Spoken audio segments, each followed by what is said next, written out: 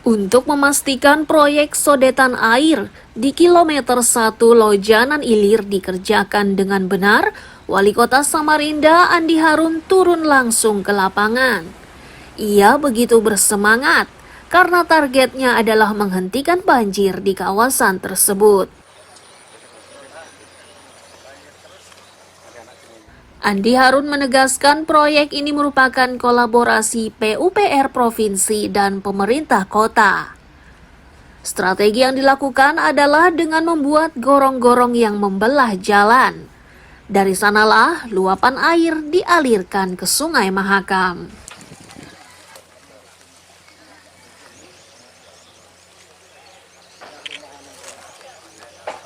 Jalan raya ini akan kita crossing, kita akan memasang box dengan K300, lalu kemudian ini juga kita sudah dampak sosialnya kita sudah atasi.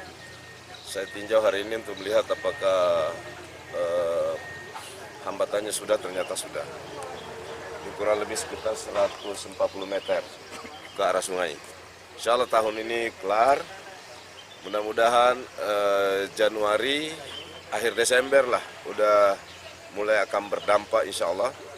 Jadi tidak lagi akan terjadi backwater, tapi akan langsung crossing ke Sungai Lojanan.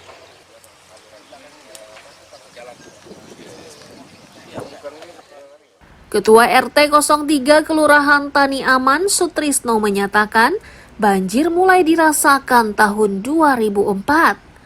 Mereka berharap proyek yang kini dikerjakan tersebut mampu mengatasi persoalan banjir.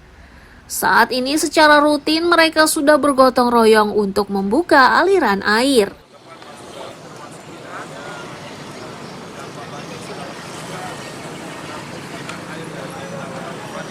Selama ini kami kan sudah tahun 95 berdiam di sini. Jadi sudah beberapa tahun ini kita sudah merasakan mulai 2004 kita merasakan banjiran terus. Jadi selama ini kita ya keluh kesah terus. Alhamdulillah dengan kepemimpinan Pak Andi Harun sekarang bisa teratasi. Kami dengan selalu program Pak Andi Harun Perubahannya, kami tiap minggu, tiap bulan 2 kali gotong royong membersihkan drainase di lingkungan kami. Komit nih Pak, kalau sungai itu jadi iya, jelas kita pasti konsisten untuk membersihkan sungai supaya tidak banjir lagi.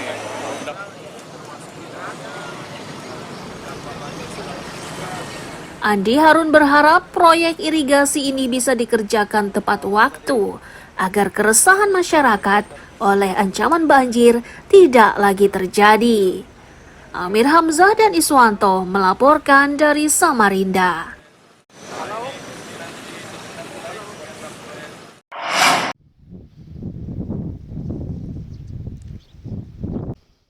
Seperti inilah kondisi tempat pemrosesan akhir sampah Bukit Pinang di Jalan Pangeran Suryanata, Samarinda Ulu.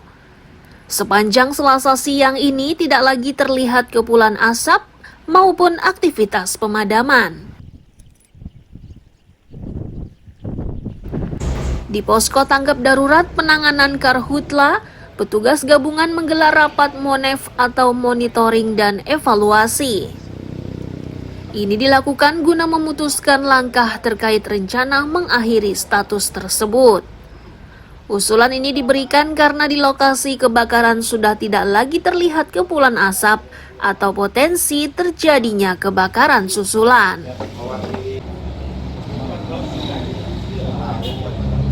Banyak kalau dia mau dibuka tabrak dulu. Sedikit saya sampaikan bahwa ada informasi yang terakhir tanggap darurat itu kan tanggal 27 sampai tanggal 10 ya.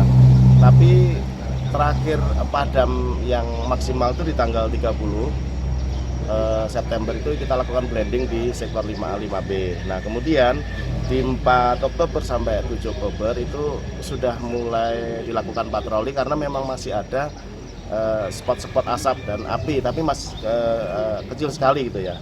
Dan terakhir 0 kejadian asap hotspot maupun fire spotnya itu berarti hari Minggu kemarin itu sampai dengan hari ini juga sudah tidak ada lagi. Artinya seluas area yang terbakar ini sudah tidak ada lagi tampak asap maupun api ya Pak ya? Ya, karena berakhir sampai dengan tadi malam masih dilakukan pemantauan patroli dan informasi tadi pagi sudah tidak ada lagi. Sudah tidak ada. Nah, ke depan setelah semua ini clear, padam, aman, ini bagaimana Pak? Ada asumsi apa Ya, tadi?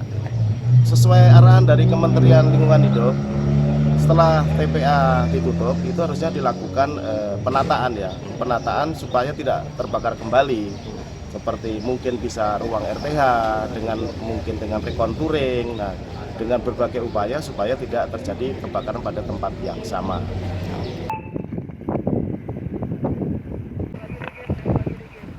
Kebakaran TPA Bukit Pinang ini menghebohkan warga.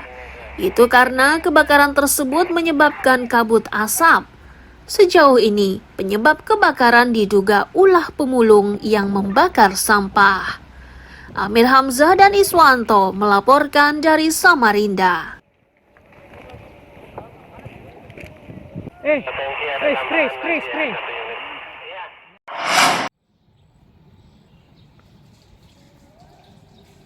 Fenomena El Nino diyakini masih akan terjadi hingga awal tahun 2024. Fenomena tersebut menyebabkan beberapa daerah di Indonesia akan dilanda suhu panas yang lebih panjang. Wilayah-wilayah tersebut adalah Sumatera Barat, Selatan, Riau, Bengkulu, dan Lampung. Sedangkan Pulau Kalimantan termasuk Samarinda, El Nino berakhir di bulan Oktober 2023. Pantauan kemarin tanggal 7 tadi pagi ya pantauannya selama. Kepala BMKG Samarinda Riza Arianor menyatakan fenomena ini terbentuk di Samudra Pasifik bagian tengah. Kondisi ini diawali penumpukan awan hingga menyebabkan udara tersedot ke kawasan tersebut. Cuaca di Samarinda walaupun di daerah Kaltim.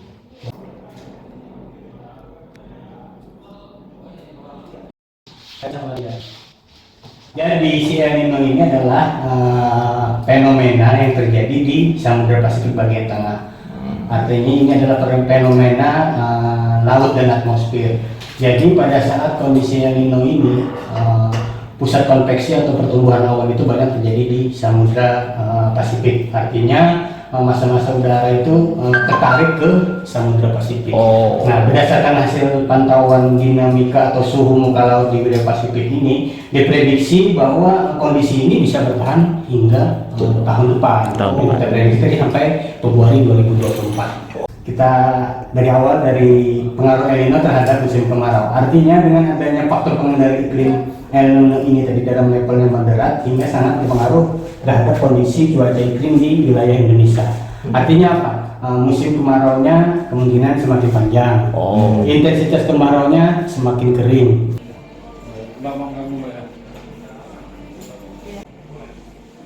Istilah El Nino awalnya digunakan untuk menandai arus laut hangat perairan Amerika Selatan yang mengalir ke arah Mesir, Peru, dan Ekuador. Kondisi ini biasanya terjadi jelang Natal.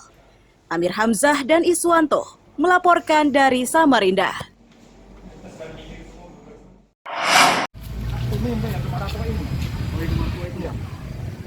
Sepeda motor, roda 3, dan mobil pengangkut sampah yang terparkir di halaman kantor UPTD Kebersihan dan Pengelolaan Sampah inilah yang akan dibagikan ke beberapa kawasan di Kabupaten Berau. Total kendaraannya 14 unit, terdiri 14 motor dan 2 mobil. Iya.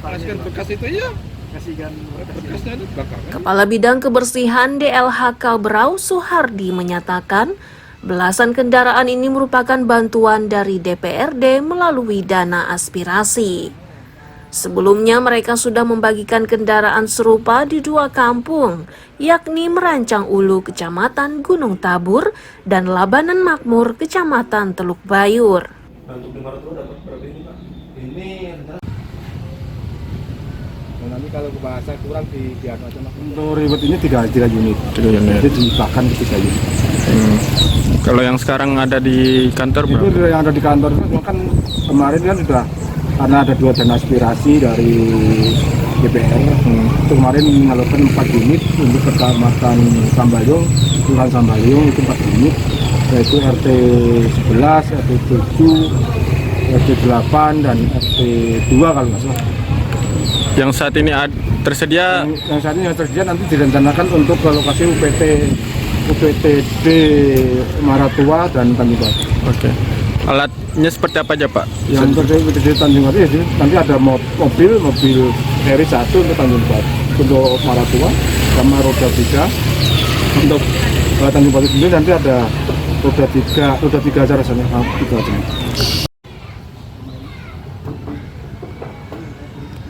Penyaluran kendaraan pengangkut sampah ini dilakukan secara bertahap dengan mengutamakan kecamatan yang produksi sampahnya paling banyak. Amir Hamzah dan Miko Gusti melaporkan dari Kabupaten Berau.